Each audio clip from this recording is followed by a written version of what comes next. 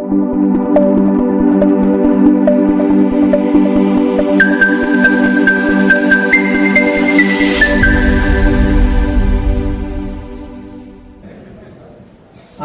ગેરવ્યાજબી ન લાગતો ભાજપ વાળા તો જલસા કરવાના.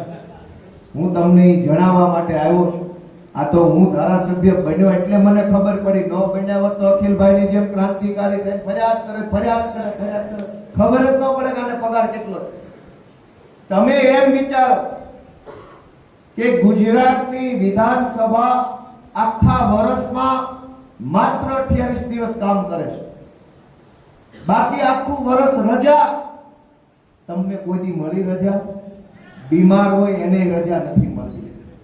સરકારી નોકરી કરતા અમારા જમાદાર ભાઈઓ ઊભા, ક્યાંક ઘરમાં કોઈક બીમાર હોય, ક્યાંક પ્રસંગ હોય તો રજા નથી મળતી. પીઆઈ ની ચેમ્બરમાં રજા લેવા જાવ તો ઝાટકી નાખે છે, આવતા નહીં રજા લેવા. ધારાસભ્યને આખું વર્ષ રજા, સરકારને આખું વર્ષ રજા, 28 દિવસ કામ અને 12 મહિનાનો પગાર.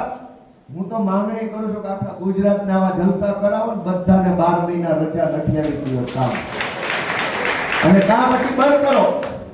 ગુજરાતની વિધાનસભા ફેબ્રુઆરી મહિનામાં 25 દિવસ, ઓક્ટોબર અથવા સપ્ટેમ્બર મહિનામાં 3 દિવસ કામ કરે છે દર વર્ષે. તમને એમ થશે કે 28 દિવસ કામ કરે, પણ ખરેખર 28 દિવસે કામ નથી થતું. રોજ જ્યારે સત્ર હોય ત્યારે ધ્યાનથી સાંભળજો, કોઈ ધારાસભ્ય ક્યારેય જનતાને આ માહિતી નથી આપતા. શું કામ? અંદર અંદર બધા મજા કરે છે, પબ્લિકને કઈ કહેવાનું નહીં. ખબર ન પડવી જોઈએ તમને ક્યાં શું જલસા હાલે. મેં નક્કી કર્યું, હું ગરીબ ઘરનો ખેડૂતનો દીકરો છું, હું તો બધી પોલ ખોલી નાખીશ, પબ્લિકને કહી દઈશ કે આવું હાલે.